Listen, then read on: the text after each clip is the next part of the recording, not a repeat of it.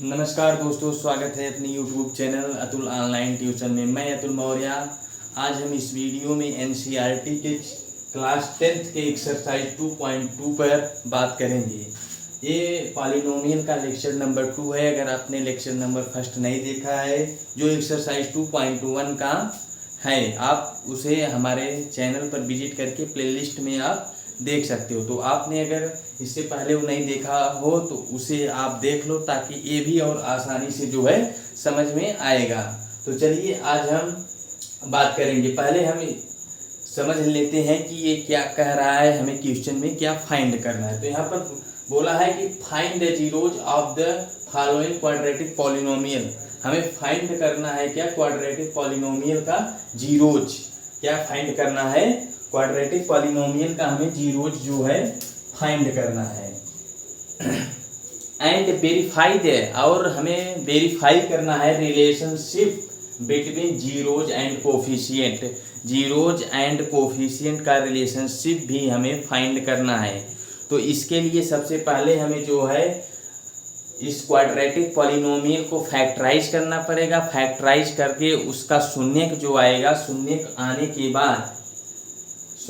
आने के बाद हम क्या करेंगे, उसके रिलेशनशिप को वेरीफाई करेंगे। रिलेशनशिप में जीरोज एंड कोफिशिएंट को वेरीफाई करेंगे। तो चलिए फर्स्ट क्वेश्चन देखते हैं। फर्स्ट क्वेश्चन पहले हम क्या करेंगे, पहले इसमें इसका जो है फैक्टर करेंगे। फैक्टर, चलिए इसका सलूशन हम देखते हैं। ठीक, तो सलूशन करते समय पहले सबसे पहले हमें फैक्टराइज करते समय ये ध्यान देना है कि हमें जो मिडिल टर्म, ये फर्स्ट टर्म, ये मिडिल टर्म, ये लास्ट टर्म, मिडिल टर्म को दो कंपोनेंट में डिवाइड करना पड़ेगा। वो दो कंपोनेंट कैसे आएगा कि हमें ऐसा करें कि एडिशन या सब्ट्रैक्शन से 2 आए और उसी नंबर का मल्टीप्लाई करने पर 8 आए। इसका सबसे आसान तरीका है दोस्तों कि हम जो ये लास्ट टर्म है इसका जो है क्या कर दें, हम एलसीएम कर दें। जैसे यहाँ पर 8 है तो जो लास्ट नंबर होता है, लास्ट टर्म होता है, उसका एलसीएम कर दे। अगर हम 8 का एलसीएम कर दे तो क्या हो जाएगा, 8 का एलसीएम कर दे तो यहाँ से 2 जाएगा, 2 4 और फिर 2 जाएगा 2 2, फिर यहाँ पर 2 1 हो जाएगा। तो अब इसी में हमें नंबर को सेट करना है। हमें इसमें क्या करना है, नंबर को सेट करना है, ताकि जो है एडिशन या सब्ट्रैक्शन करने पर 2 आए और वही नंबर जो है मल्टीप्लाई करने पर क्या आ जाए, 8 आ जाए। तो इसमें वो नंबर क्या है, अगर हम कर दें, क्या कर दें, अगर यहाँ से 2 और 2 को क्या कर दें मल्टीप्लाई, तो यहाँ से क्या हो जाएगा 4, और फिर अगर फिर 2 इसमें जो है घटा देंगे तो ये क्या आ जाएगा, 2 आ जाएगा। जैसे हमें यहाँ पर क्या लाना है, -2 लाना है, तो हमने क्या कर दिया -4 + 2। ठीक, -4 + 2, तो यहाँ से क्या आ जाएगा -2, और जब इसका हम मल्टीप्लाई कर देंगे 4 × 2 तो क्या हो जाएगा 8। तो बहुत आसानी से अब हम मिडिल टर्म को तोड़ सकते हैं। तो मिडिल टर्म को हम क्या लिख सकते हैं, देखिए जैसे यहाँ पर क्या है कि अगर मैंने -4x ले लिया और फिर +2x, तो ये क्या आ जाएगा -2x, बहुत आसानी से। फिर मतलब इसमें कोई परिवर्तन नहीं होगा, इसलिए इस मिडिल टर्म को इस हिसाब से तोड़ते हैं ताकि हम जो है फैक्टर बहुत आसानी से कर लें। तो चलिए देखते हैं क्वेश्चन को। इसे थोड़ा हम इरेज कर देते हैं, 1 मिनट। इसे ये बहुत आसानी से समझ में आ गया होगा। चलिए देखते हैं। तो हम यहाँ पर इसको क्या लिख सकते हैं, x² और इसको क्या -4x + 2 - 8। ठीक, इसमें तो हमें यहाँ पर थोड़ा गलती हो गया, यहाँ पर x रहेगा फिर -8। हम आशा करता हूँ यहाँ पर कोई दिक्कत नहीं हुआ होगा, क्योंकि -4x + 2x = -2x, इसमें कोई चेंज नहीं हुआ होगा। फिर अब देखते हैं इसमें और इसमें कॉमन लेंगे। इसमें और इसमें क्या कॉमन है दोस्तों, x कॉमन है। तो हमने x कॉमन ले लिया, x कॉमन लिया तो यहाँ पर x स्क्वायर है तो यहाँ पर x बचेगा और यहाँ पर क्या बचेगा -4। फिर इन दोनों कंपोनेंट में हम जो है 2 कॉमन लेंगे क्योंकि यहाँ 2 है और 8 में 2 छुपा है, क्योंकि 8 को जब हम मल्टीप्लाई जैसे 2 × 4 बराबर 8, तो इसमें क्या है 2 जो है छिपा है, तो हम इसमें जब 2 जो है क्या लेंगे कॉमन ले लेंगे। तो यहाँ से मैंने +2 कॉमन ले लिया तो यहाँ पर क्या बचा x - 4। अब देखिए अब जो टर्म कॉमन है उसको एक साथ कर लेते हैं, तो यहाँ पर x - 4 दोनों में कॉमन है तो हमने इसको एक साथ कर लिया x - 4 इंटू अब जो बचा है उसको एक कोष्टक में लिख लेते हैं x + 4। अब यहाँ से हम इसको जो है जीरोज फाइंड करेंगे, तो एक बार मैंने इसको मान लीजिए 0 के इक्वल किया x - 4 = 0, तो x = 4। सॉरी यहाँ से थोड़ी गलती हो गया, यहाँ पर क्या होगा x प्लस बचा जो है x + 2। ठीक, तो एक बार इसका x बराबर 4 आया, मतलब एक जीरो जिसका 4 आया, और जब मैंने इसको जो है x + 2 को जब 0 के इक्वल करूंगा तो यहाँ पर x बराबर क्या आ जाएगा -2। अब देखिए इसके जीरो जो है आ गए हैं। ठीक, इसके जीरोज क्या आए हैं 4 और -2। अब इसी रिलेशनशिप को हमें क्या करना है वेरीफाई करना है, क्या बोला है जीरोज एंड कोफिशिएंट को। तो चलिए वो भी हम देख लेते हैं, ऐसे ही सब क्वेश्चन में करना है दोस्तों। तो 1 मिनट, यहाँ से मैंने इसको जो है थोड़ा जगह अभी इस साइड हम देखते हैं। अब उसके लिए हम क्या करेंगे कि जैसे क्या होता है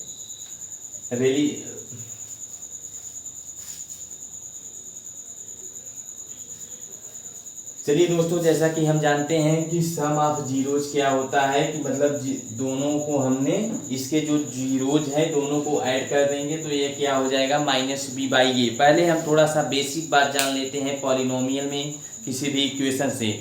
जो इसका सार्वजनिक इक्वेशन होता है कि मतलब जैसे क्वाड्रेटिक पॉलिनोमियल का जो एक हर केस में,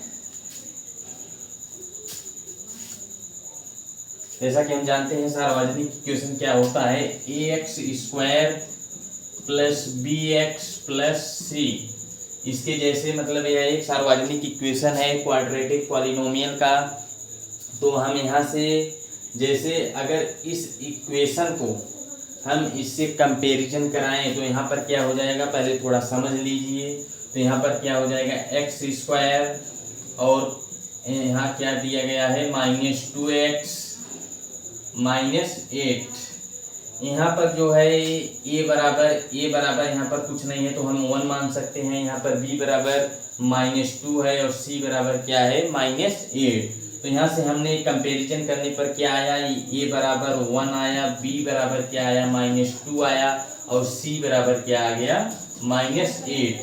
तो हमने इतना तो बहुत आसानी से समझ में आ गया होगा। तो चलिए अब इस बात को देखते हैं sum of zeros. Sum of zeros यहाँ पर जब हम दोनों को ऐड करेंगे तो क्या आ जाएगा 4 प्लस और फिर -2 क्या हो जाएगा 2 हो जाएगा, और फिर यहाँ पर क्या दिया गया है -b/a। b की वैल्यू क्या है 2 है और a की वैल्यू b की वैल्यू यहाँ से -2 है और यहाँ -2 हम लिख देते हैं, और फिर a की वैल्यू क्या है 1, और यहाँ माइनस पहले से लगा है तो माइनस हम पहले से लगा देते हैं। तो ये माइनस प्लस क्या हो जाएगा प्लस हो जाएगा।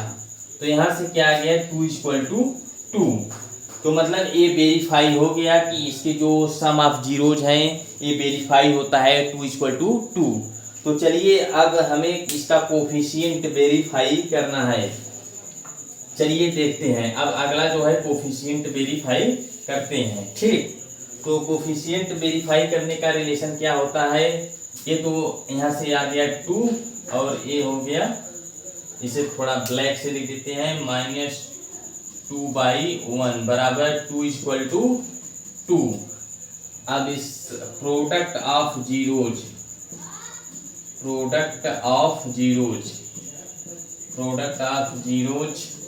इक्वल टू क्या होता है, प्रोडक्ट ऑफ जीरोज अगर दोनों का हम प्रोडक्ट करते हैं तो क्या हो जाएगा, यहाँ से 4 = -2 इक्वल टू क्या होता है सी अपान ए। फिर देखिए दोस्तों, जो हमने इक्वेशन बताया था वहाँ से सी और ए की वैल्यू की हमें ज़रूरत पड़ेगी। इसका प्रोडक्ट ऑफ जीरोज क्या होता है सी अपान ए होता है। उस इक्वेशन से हम फिर वेरीफाई कर सकते हैं। जैसे उस इक्वेशन में ए की वैल्यू क्या आया था, ए की वैल्यू जो कोफिशिएंट, हम एक और तरीका से बार बार हमें इक्वेशन न यूज करना पड़े इसके लिए हम क्या कर सकते हैं, अपने माइंड को सेट ऐसा बनाना है कि जैसे जो एक्स स्क्वायर का कोफिशिएंट होता है वो ए की वैल्यू होता है। तो एक्स स्क्वायर का कोफिशिएंट यहाँ पर कुछ नहीं है, तो यहाँ पर 1 जो है छिपा होता है, तो यहाँ पर ए की वैल्यू 1 आ गया। और जो x का कोफिशिएंट होता है, मतलब मिडिल टर्म का कोफिशिएंट होता है, वो क्या है b की वैल्यू होती है। तो यहाँ पर b की वैल्यू क्या आ जाएगी -2। और जो लास्ट में नंबर होता है नॉन वेरिएबल, वो क्या होता है c की वैल्यू होती है। तो c की वैल्यू क्या आ जाएगा -8। ठीक, अब यहाँ से जो है हम देखिए, अब इसमें हम वैल्यू रखें, यहाँ पर क्या आ जाएगा 4 इंटू 2 क्या हो जाएगा, 4 इंटू 2 हो जाएगा -8। ठीक, और फिर यहाँ से c की वैल्यू क्या है -8 और a की वैल्यू क्या है 1। तो देखिए दोस्तों, आ गया -8 इक्वल टू -8। आशा करता हूँ कि ये क्वेश्चन समझ में आ गया होगा कि देखिए दोनों रिलेशनशिप वेरीफाई हो रहा है। ठीक, तो पहले हमें क्या करना है, पहले हमें उसका जो है फैक्टराइज करके उसका कोफिशिएंट जीरोज उसका ज्ञात करना है, फिर उसके जीरोज को वेरीफाई कर देना है और फिर प्रोडक्ट का भी उसका वेरीफाई कर देना है। अब चलिए हम नेक्स्ट सवाल 2 पर बात करते हैं। ठीक, चलिए दोस्तों क्वेश्चन 2 हम देखते हैं। क्वेश्चन 2 में जो 4s² - 4s + 1, पहले हमें इसका क्या करना है, फैक्टराइज करना है। फैक्टराइज करने के लिए एक बात इसमें भी थोड़ा बेसिक है, थोड़ा हम उसे जान लेते हैं। तो चलिए देखते हैं बेसिक क्या है। यहाँ पर जो इसका इक्वेशन होता है क्वाड्रेटिक पॉलिनोमियल का ax² + bx + c, अगर यहाँ पर इसका कोई कोफिशिएंट आ जाता है, ए के स्थान पर कोई नंबर आ जाता है, जैसे यहाँ पर नंबर क्या आ गया 4, इससे आप s² और यहाँ पर x है इससे कंफ्यूज मत होइए। यहाँ पर वेरिएबल मतलब हर जो पॉलिनोमियल होता है वहाँ पर x रहता है और यहाँ पर मतलब उस वेरिएबल के स्थान पर s है। s और x से कोई कंफ्यूजन नहीं, केवल आप ये जानिए कि ये x था, इसमें s है। तो हम इसको इससे कंफ्यूज नहीं होना है कि यहाँ x² है और यहाँ s। तो हमें केवल इस क्वेश्चन से ध्यान देना है। ठीक, तो यहाँ पर जो हम बात कर रहे थे कि ये जो a है, ये जो है अगर यहाँ पर कोई नंबर आ जाए, जैसे यहाँ पर क्या आ गया 4, तो इसके जो नॉन वेरिएबल टर्म c होता है लास्ट टर्म, उससे मल्टीप्लाई हो जाता है। तो जैसे यहाँ पर क्या है 4 और यहाँ पर 1 है, तो 4 इंटू 1 क्या हो जाएगा 4। तो मतलब अब और यहाँ पर जो इसका मिडिल टर्म है, मिडिल टर्म क्या है -4। अब हमें यही बात समझाना था कि जो इसका ये जो टर्म है, अब क्या हमें मल्टीप्लाई करने पर 4 लाना है और मल्टीप्लाई करने पर 4 लाना है और एडिशन करने पर 4 भी लाना है। ठीक, तो यहाँ पर एक नंबर बहुत आसानी से आ सकता है 4a वाला। हमें एलसीएम करके नहीं, अगर एलसीएम करके देखना चाहते हो तो देख लो। 4 का जब हम एलसीएम करेंगे 2, फिर यहाँ पर 2 बचा, फिर 2 1 जा 2।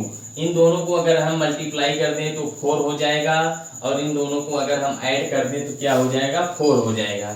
ठीक, लेकिन यहाँ हमें -4 की ज़रूरत है, तो हम इसके बाहर जो है माइनस कर देंगे तो ये -4 आ जाएगा। तो अब मिडिल कंपोनेंट को हम अलग कर सकते हैं। तो चलिए देखते हैं क्वेश्चन में। यहाँ पर पहले इसे थोड़ा हम इरेज कर देते हैं, 1 मिनट। इरेज करने के बाद अब देखिए यहाँ से क्या हो गया 4s²। अब इसे हम लिख सकते हैं, इसे अगर थोड़ा और आसानी से समझना तो ऐसे कर दीजिए 2 + 2 और s, मतलब 4 के स्थान पर क्या कर दिया 2 + 2 माइनस यहाँ पर जैसे का जैसे था वैसे रख देते हैं, फिर इसे +1 को रख देते हैं। ठीक, अब देखिए इस कंपोनेंट को हम मल्टीप्लाई कर देंगे, फिर क्या हो जाएगा 4s² -2s +1। अब हम क्या लेंगे, कॉमन लेंगे। 4s² -2s में क्या कॉमन है दोस्तों, 2s कॉमन है। देखिए कॉमन ज़्यादा से ज़्यादा आपको लेना है कि जो जैसे मैंने दो कंपोनेंट में यहाँ कॉमन लेना है, तो हम देखेंगे कि ज़्यादा से ज़्यादा कॉमन क्या हो सकता है। इसमें यस, एक में s² है, एक में यस है, तो इसमें क्या हो जाएगा, s कॉमन हो जाएगा। और फिर 4 में 2 छिपा है, 2 इसमें भी है, तो हमने 2s कॉमन ले लिया। 2s कॉमन ले लिया तो यहाँ पर बचा क्या, 2s। और फिर यहाँ पर क्या बचा, -1, क्योंकि 2s पूरा का पूरा कॉमन ले लिया गया और यहाँ माइनस था तो माइनस लिख के 1 कर दिए। अब इन दोनों टर्म में केवल -1 हम कॉमन लेंगे, क्योंकि वही का वही बचा है। यहाँ पर फिर क्या हो जाएगा, 2s -1। दोस्तों फैक्टराइज हमारा सही है या गलत, इसका सबसे आसान तरीका है जानने का कि अगर जो दोनों ब्रैकेट में अगर टर्म समान आ जाए तो समझो फैक्टर मेरा सही है, अन्यथा फैक्टर गलत है। तो देखिए इसमें दोनों ब्रैकेट में जो है फैक्टर समान आया है, तो फिर यहाँ से क्या हो जाए, जो दोनों फैक्टर में दोनों ब्रैकेट में समान आए हैं, तो मैंने उसको पहले लिख लेता हूँ 2s -1 और फिर बचा हुआ क्या है 2s -1। देखिए दोनों ब्रैकेट में एक ही चीज आया है, तो क्या हो जाएगा 2s -1 का होल स्क्वायर। तो मतलब इसके जीरोज एक ही होंगे। अगर इसको हम 0 के बराबर करते हैं दोस्तों, तो 2s -1 = 0। तो अगर यहाँ 2s = क्या हो जाएगा 1, और फिर s बराबर क्या हो जाएगा, s = 1/2। तो इसका एक ही जीरो जाया। अगर हम मतलब यहाँ पर दो टर्म दिया गया है, तो 1/2 दो हो जाएगा, एक इसका और एक इसका। ठीक, लेकिन दोनों सेम ही हैं। तो चलिए अब इसका जीरो तो आ गया, अब इसका हम वेरीफाई करते हैं कोफिशिएंट और एडिशन। तो एडिशन बोले तो जीरोज का सम। अब देखिए हम बात करते हैं इसके वेरीफाई करने के लिए। सम ऑफ जीरोज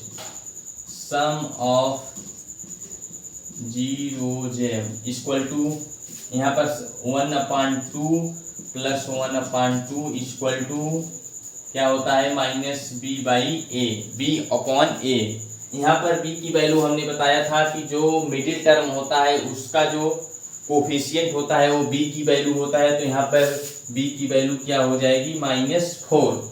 यहाँ पर देखिए तब अगर इसे 1/2 को ऐड करेंगे तो यहाँ पर क्या हो जाएगा 1 हो जाएगा, और माइनस पहले है और b की वैल्यू क्या आई है, b की वैल्यू आई है -4।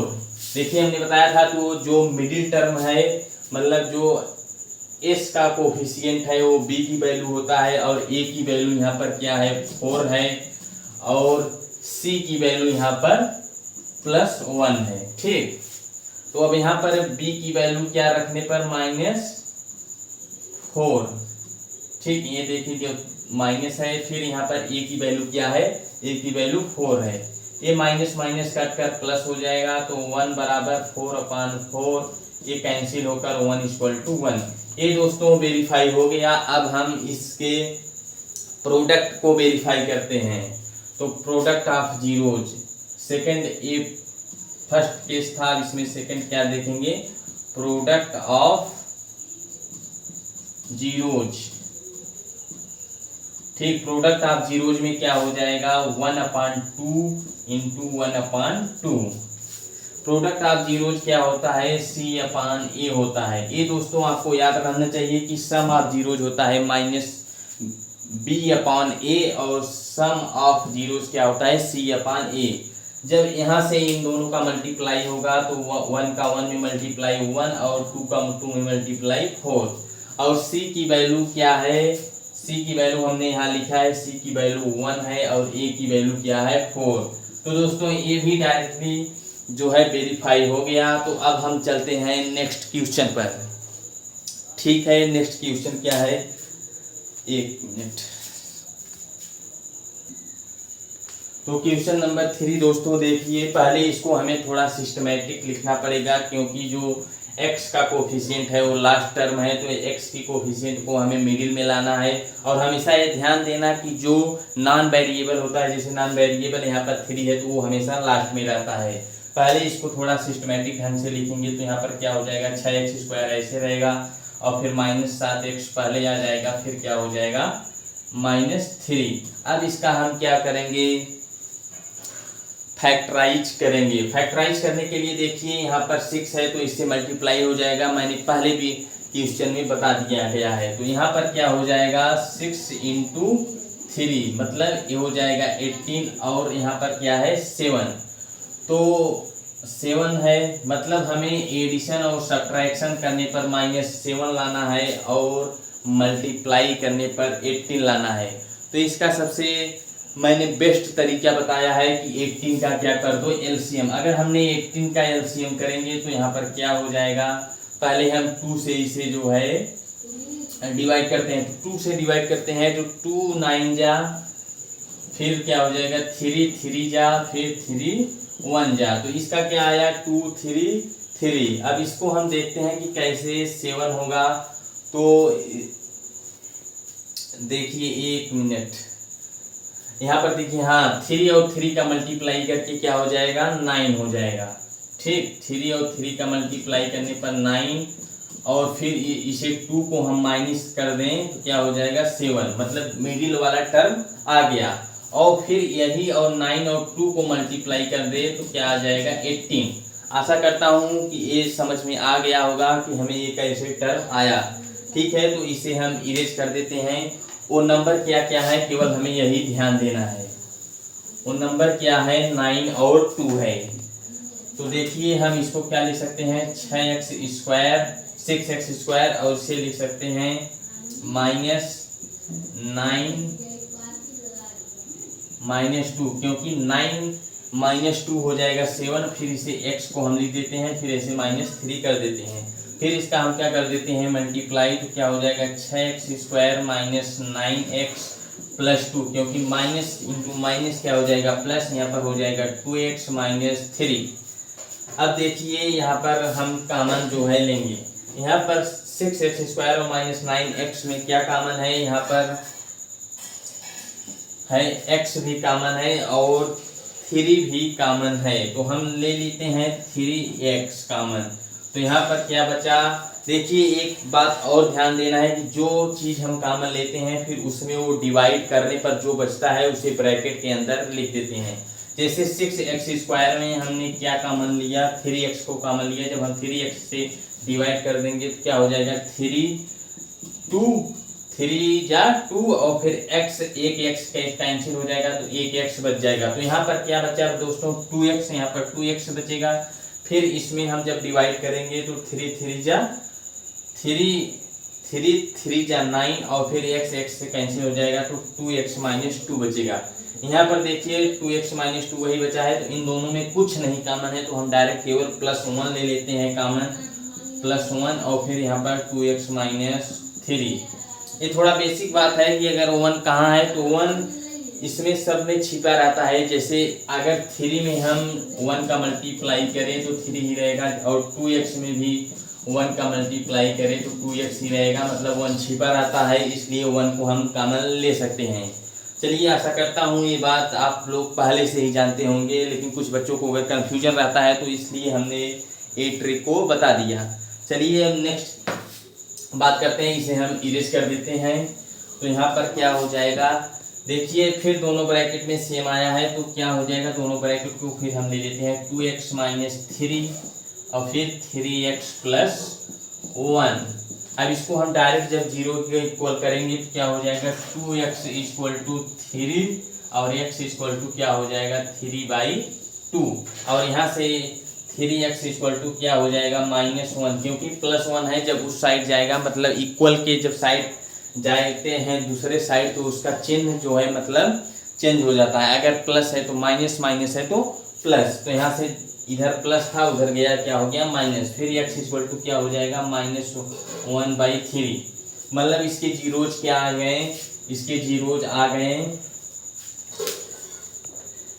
इसके जीरोज आ गए, x बराबर 3/2 और -1/3। अब हमें इसका भी रिलेशनशिप वेरीफाई करना है। तो रिलेशन जो सम ऑफ जीरोज क्या हो जाएगा, सम ऑफ जीरोज 3/2 -1/3 b/a। यहाँ पर पहले हम वैल्यू को फाइंड कर लेते हैं।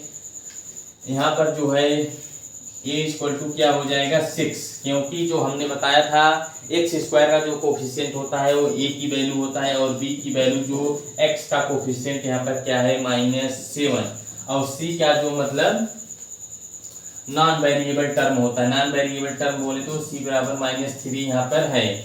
अब हमें इसे थोड़ा सॉल्व कर लेते हैं। इसे जब हम सॉल्व करेंगे तो इन दोनों का एलसीएम क्या हो जाएगा 6, ठीक। और इसे जब 6 और यहाँ पर जब 2 से डिवाइड करेंगे तो 3 आ जाएगा। 2 3 या 6, फिर 3 से मल्टीप्लाई 3 × 3 और माइनस, फिर जब 3 से डिवाइड करेंगे तो 2 आएगा, फिर 1 में 2 का मल्टीप्लाई कर देंगे।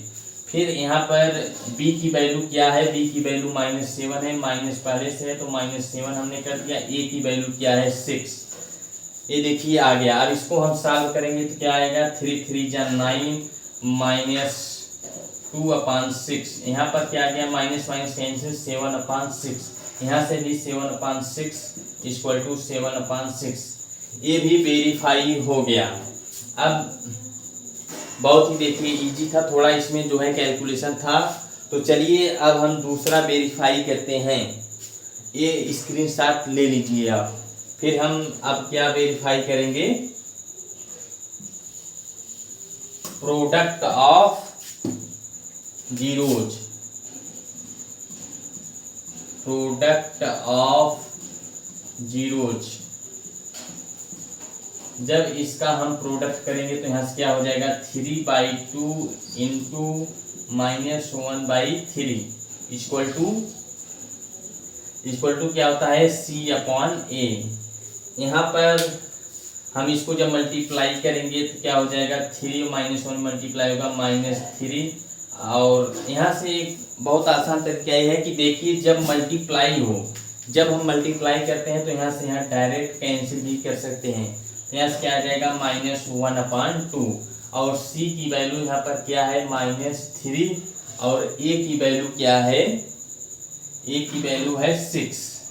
तो यहाँ 3 1 जा और फिर 3 2 जा, तो यहाँ से क्या आ गया -1/2 = -1/2। आशा करता हूँ दोस्तों ये भी सवाल बहुत अच्छे से समझ में आ गया होगा। अगर स्क्रीनशॉट लेना हो तो आप स्क्रीनशॉट ले सकते हैं। चलते हैं नेक्स्ट क्वेश्चन पर, तो आप स्क्रीनशॉट ले लीजिए, ठीक। चलते हैं।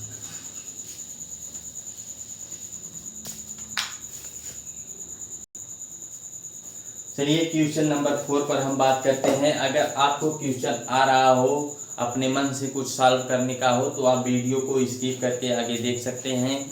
तो इसलिए हम तो एक तरफ से सब क्वेश्चन सॉल्व करेंगे। अगर आपको आ रहा हो तो अपना वीडियो को रोक कर आप अपना क्वेश्चन सॉल्व कर ले, फिर अगर कोई प्रॉब्लम हो रही है तो आप देख सकते हैं। तो चलिए ये देखिए क्वेश्चन नंबर 4, इसमें केवल 2 ही टर्म है। तो इसको सबसे पहले हम क्या करेंगे, फैक्टराइज करेंगे। फैक्टराइज करने के लिए इसमें केवल डायरेक्ट हम कॉमन ले लेंगे, क्योंकि इसमें केवल 2 ही टर्म है। तो इन दोनों में क्या कॉमन है, 4u कॉमन है। तो 4u हमने यहाँ से कॉमन ले लिया, तो यहाँ पर बचा u, यहाँ पर बचा 2 केवल। अब एक बार हम इसको 0 को इक्वल करेंगे, 4u = 0, और एक बार इसको 0 करेंगे, u + 2 = 0। तो यहाँ से u की वैल्यू क्या आ जाएगी -2, और यहाँ से u की वैल्यू आ जाएगी 0। तो ठीक इसका देखिए। और एक बात और, यहाँ पर जब नॉन वेरिएबल टर्म कुछ नहीं है तो हम यहाँ पर क्या मान लेंगे 0, ठीक। अब इसका हम जो रिलेशनशिप है वेरीफाई करने के लिए तो क्या करेंगे, सम ऑफ जीरोज क्या हो जाएगा सम ऑफ जीरोज, यहाँ पर क्या है 0 - 2, यहाँ पर 0 - 2 equal to minus B by A होता है, बी अपान ए। यहाँ पर क्या है, ए की वैल्यू है 4 और बी की वैल्यू है 8 और सी की वैल्यू क्या है दोस्तों 0। हमने बताया था कि यू स्क्वायर का जो कोफिशिएंट होता है, ए की वैल्यू जो यहाँ पर u का जो वैल्यू, एक u का कोफिशिएंट है वो b की वैल्यू है और यहाँ पर एक टर्म क्या है 0। तो अब इसको वेरीफाई करेंगे, यहाँ से -2 आ जाएगा और यहाँ से -b की वैल्यू -b बोले तो -8 अपान a की वैल्यू क्या है 4। जब इसे हम डिवाइड कर देंगे तो -2 इक्वल टू -2। ये दोस्तों वेरीफाई हो गया होगा। अब चलते हैं sum of product. Sum of product नहीं, zero, product of zeros, product of zeros, product of zeros क्या हो जाएगा 2 मल्टीप्लाई 0 मल्टीप्लाई -2 बराबर c अपान ए। c की वैल्यू क्या है, c की वैल्यू 0 है और यहाँ से क्या आ जाएगा 0 और c की वैल्यू क्या है, c की वैल्यू -2 और सॉरी c की वैल्यू है 0 और a की वैल्यू है 4। तो यहाँ से 0 अपान 4 क्या हो जाएगा 0। तो ये भी वेरीफाई हो गया होगा। अब चलिए हम नेक्स्ट क्वेश्चन पर बात करते हैं। आपको स्क्रीनशॉट लेना हो तो ले लीजिए, ठीक।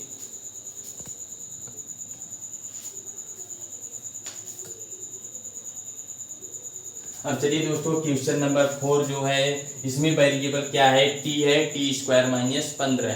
अब इसको पहले हम थोड़ा क्वाड्रेटिक इक्वेशन की तरह बनाते हैं। जैसे यहाँ पर मिडिल टर्म नहीं है तो मिडिल टर्म को हम मान लेते हैं t² -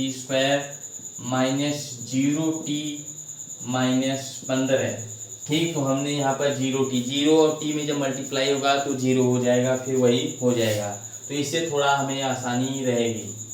पहले न हो इसे हम थोड़ा इरेज कर दें, थोड़ा हम पहले हम t की वैल्यू निकाल लें। यहाँ पर सबसे एक आसान तरीका इसका फैक्टर करने का क्या है, इसको हम एक जैसे कि फार्मूला हम लोग जानते हैं क्या होता है, a² - b² = a + b × a - b। इस फार्मूले की मदद से हम इसका क्या करेंगे, फैक्टर करेंगे। फैक्टर इसको पहले हम इसको इस जैसा बनाएं। इसको इस जैसा बनाने के लिए t² - 15 का क्या कर देते हैं, रूट का स्क्वायर। अब देखिए a² - b² फार्मूले जैसा बन गया। अब हम लिख सकते हैं, क्या लिख सकते हैं, अब देखिए यहाँ पर क्या हो जाएगा, a + b बोले तो t - √15 और दूसरे कोष्टक में हो जाएगा t + √15। ठीक, तो यहाँ से क्या आ जाएगा, t की वैल्यू यहाँ से जब हम t का वैल्यू निकालेंगे मतलब जीरोज फाइंड करेंगे, एक आएगा √15, एक आएगा -√15। ठीक, तो यहाँ से ये तो आसानी से समझ में आ गया होगा। अब इसका हम क्या वेरीफाई करेंगे। वेरीफाई करने के लिए हमें थोड़ा पहले क्वाड्रेटिक पॉलिनोमियल की तरह इसको बनाना पड़ेगा, जैसे हमने पहले बनाया था t² - 0t - 15।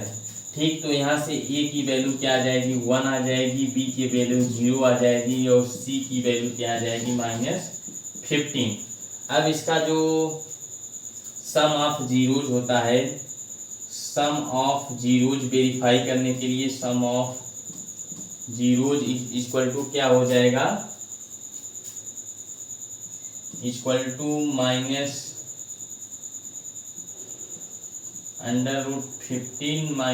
-√15, क्योंकि एक माइनस है एक प्लस तो क्या हो जाएगा 0 हो जाएगा और यहाँ से क्या हो जाएगा b/a -b/a। यहाँ से हो जाएगा, ये दोनों कैंसिल हो जाएगा, 0 हो जाएगा और -b इक्वल टू क्या है -15 हो जाएगा यहाँ पर b की वैल्यू 0 है और यहाँ माइनस लगा है, a की वैल्यू 1 है तो ये क्या हो जाएगा 0।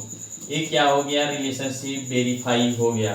अब इसके हम सेकेंड टर्म की बात करते हैं, product of zeros. Product of zeros, product of zeros क्या हो जाएगा, प्रोडक्ट ऑफ जीरोज जब इन दोनों का मल्टीप्लाई करेंगे √15 माइनस √15 और फिर ये क्या होता है C/A होता है। C/A जब दोनों मल्टीप्लाई हो जा तो अंडर रूट हट जाएगा तो यहाँ पर आ जाएगा -15 और C की वैल्यू क्या है -15 और A की वैल्यू 1। तो ये भी रिलेशनशिप वेरीफाई हो गया दोस्तों। अब हम चलते हैं नेक्स्ट क्वेश्चन पर। अगर आपको स्क्रीनशॉट लेना हो तो आप स्क्रीनशॉट ले सकते हैं। हम चलते हैं नेक्स्ट क्वेश्चन।